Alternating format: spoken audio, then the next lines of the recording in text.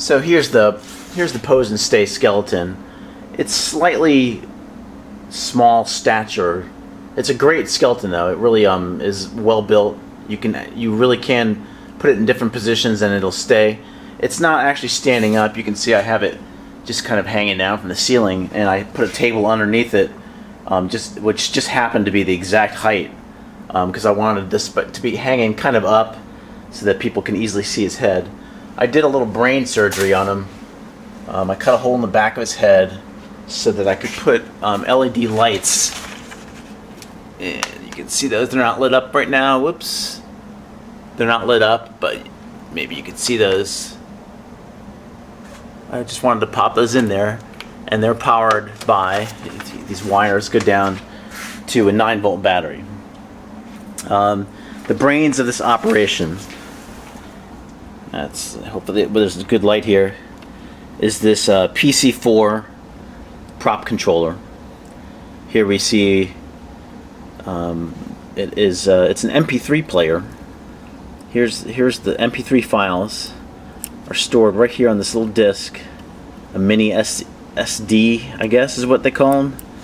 I just happen to have one lying around. One thing that you need to know about this PC4 controller is that I believe it can't read anything above 8 gigabytes. So most of the mini SDs that you find out there are actually 16 or 32 gigabytes. So you might have to look to get one. I bought this from Fright Props, I believe, and they sell the mini SD discs as well. What this is that you have right here. This is where the motion sensor is. This goes out right there. That's where the motion sensor or any other trigger is connected, and then you have 4 relays, 1, 2, 3, 4, to do various things. I'm only using 2. One here, which is connected to this 9-volt battery, and that controls the skeleton's eyes. And then I've spliced here it is, an extension cord through relay number 2. And what I have plugged into the extension cord are these LED lights, which gave the kind of purplish glow. There's one up here too. They're just shining on there. They come on. They're programmed to come on just as you start hearing the heartbeat. That glows. It kind of casts a nice purplish glow. You can actually, with these remote controllers, you can actually select any color you want. They're really cool little lights. I bought those on Amazon as well.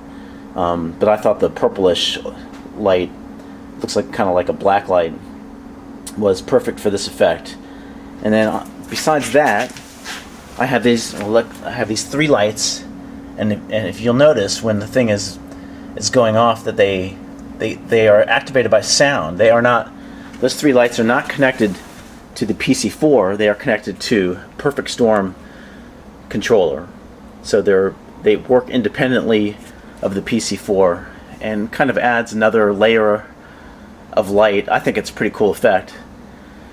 I bought that last year. I never did use it. I wanted to set up the stereo outside and run a thunderstorm, but I suspect that the light from just 3 of these floodlights is probably not going to be that impressive. And even if I added 3 more, which I could do, I still think it's probably not going to be that impressive as a thunderstorm.